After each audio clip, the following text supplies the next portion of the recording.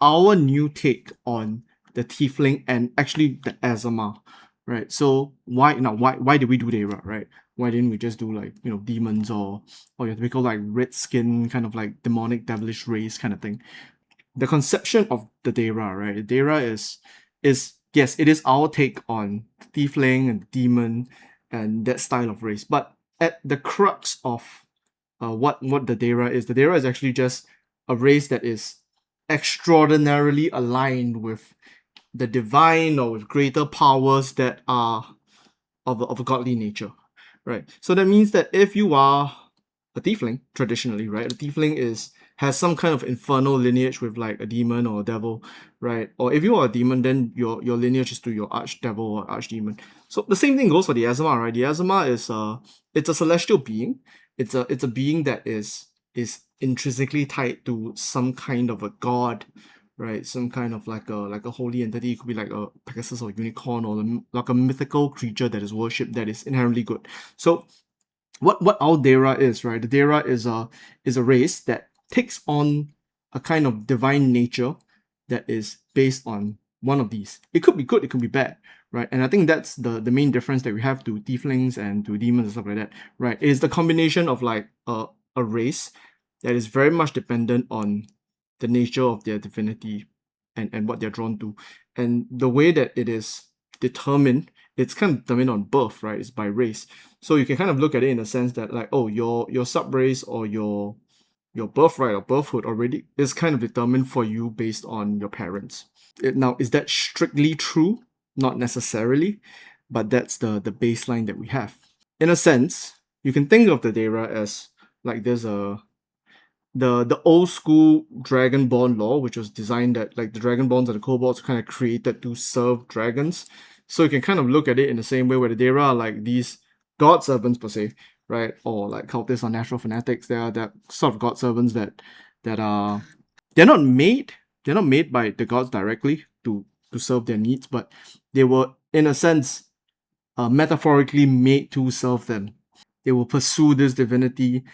Of course, the relationship per Daera to the divinity is not consistent, right? Like there are some Daeras who are not going to pursue their divinity or whatnot. But that was one of the things that we wanted to create, which is that this is a race where there is a choice, right? You scale like from normal kind of like weird colored skin guy to someone who is extremely connected to divinity, to the gods, to these kind of powers. Could be a devil, could be an angel, could be a fae, could be all of those things, right? As long as it's a class as a divinity and someone who is of a celestial nature. Why do we not just have Aasimar and Tiefling? Right. So, like I mentioned just now, we want to combine these two kind of because they are really two sides of the same coin, right? Is there really a reason for you to have both Tieflings and Aasimar? And fundamentally, we've come to the conclusion, no, right? As for whether something is divine or not, that's a different story, right? And we will clarify what is divine in the actual rulebook and the law set and stuff like that. But you can kind of generally think about all of the things that you know to be divine as divine. There could be radiant light, it could be a god of magic, it could be a god of war. All of those things are considered divine, right? As long as they're not in Chorinthia off the planet. So that's the one kind of like caveat there, which is that all the gods of Chorinthia are not from the planet itself. It's kind of like separated intrinsically. As a little bit of like a lore drop here is that in the War of Chorinthia, which is the setting of Aeons of Adventure, the basic set, right? So Chorinthia has the Chorinthia is the planet, right? And Chorinthia has a lot of like natural elemental energies and all that stuff, right? So different spots will have different concentrations of power. Could be like fire, could be lightning. In the case of our short adventure, right? That location is known for its accumulation of lightning energy or lightning magic. So in these places, they will spawn large colossal creatures, and the colossal creatures are called titans, right? These are not gods, right? There's a distinction. They could be worshipped like gods, but they are not technically gods in the Daera sense, right? And so in that very sense, Daeras and elves are different. If you have seen the video, which is a clip from our original stream, we kind of gone through that these things are not exactly the same. So what are like the core defining traits, right? core defining trait of Daera is the horns, right, and the tattoos and the skin color, of course, right. So the Daera manifest physically their mental, their physical, their mental, physical, and emotional and spiritual, everything, right? So their entire being, right, is intrinsically tied to divinity and whatever the divinity is. So if it could be light, then it will show up like this guy over here. And if it's arcane, then it'll show up like this lady over here, right? So you can imagine if you're light, like the horns would take on the same nature as light. It could be like broad, strong, thick, right? And your tattoos will manifest with light energy and stuff like that. Your eyes may glow more, and your skin color is going to become more pale, more alabaster, kind of yellowish. As for arcane, your skin's going to turn bluer, purpler, and then your horns are sleeker, kind of to represent the sleek nature of arcane magic, right? It's very elegant, flowy, structured, not structured in the same way that Radiant is. Radiant is very much order, and arcane is not chaos, it's order, but it's an elegant kind of order, right? So it's kind of like in between. If we have chaos, order, and neutral, it is between order and neutral. Yeah, so it manifests in them physically, right? And the core traits are these manifestations. So as a young day, right, you're gonna be born right into this world of Chorinthia, and you're gonna look like you could look like a normal person, right? You could look like a normal person with different skin color and slightly pointy ears, right? And which is not too different from the elves, right? When the elves are born, they are not born immediately with like a great affinity for all of the elements around them. They're like a sponge, right? They take on these things. Whereas the Daera are bloomers. They are born without much manifestations, and the closer they grow towards divinity, more of these manifestations will show up, right?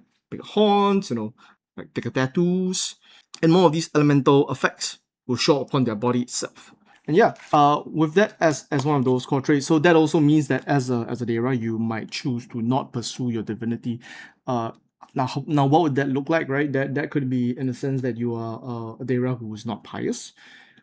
Even though you are constantly bombarded with this information from the divine, you could maybe perhaps see spirits, you could hear things, you might be drawn to certain cults emotionally, right? You might feel something.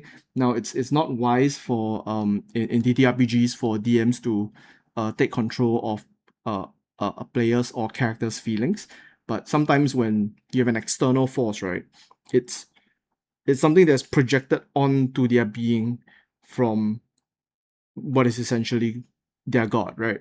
And so in this sense, if you want to play a type of race that kind of gives the wheel over to the DM a little bit more by being this kind of like cleric or paladin by default, right? Then this would be the race for you.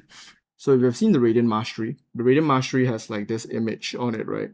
Which is an image of one of the Daeras casting Radiant Strike.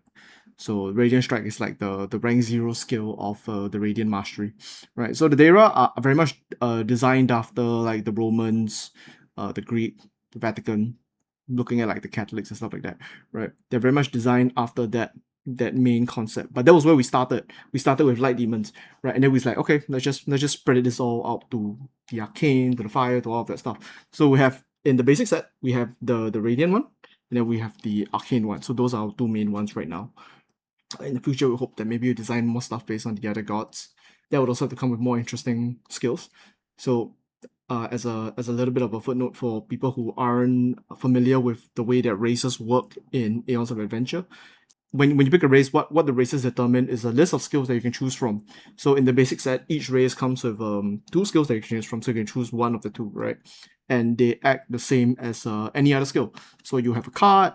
The card will represent that you have this racial lineage ancestry in your blood somewhere, right? You could be up to 2 different ancestries, which is the reason why I mentioned that, right? And it comes with a skill, and then depending on your race, you get to choose from one of the 2 of the 10 skills, and then you choose one. So we have 5 races, each race gets 2. And the Daera get, I believe it was Inner Light and Mana Break. So if you want to see what Inner Light does, go watch the video, right? So yep, that is the Daera. So yeah, we didn't want to do Tieflings, and we didn't want to do Aasimar. So now that they're combined together and they're just this kind of like alignment baby, what happens to like the visual of the Aasimar, right? Because Tieflings, these guys look like Tieflings because they got the horns, they're demonic looking, right? And the horns are a very core feature. There's like markings and stuff. So what happened to the visual of the Aasimar, right? What if you don't want the horns? What if you just want to be like this like angelic kind of like feathery being? So we have a different race for that. And we have seen our other videos. There's a lady over here, which is and in my previous design diary, we have seen two bird people on the left and the right. We have the Viennans, right? And the Viennans kind of take on that winged look. So it could look more like an actual bird, or it could also look like, you know, like a harpy. It could look like a Valkyrie, depending on the type of bird you're after, right? So it could be a dove, could be eagle, phoenix, you know, all kinds of things. So you can let your imaginations run wild there. But the core concept behind the Viennans is the bird relations, and I won't get into that because I'll probably do that like next week or something. But that is one of those things that in the visual design space now belongs to the Viennans instead of the Daera, or rather instead of the Aasimar, right, in particular. So yeah, that's with the Daera.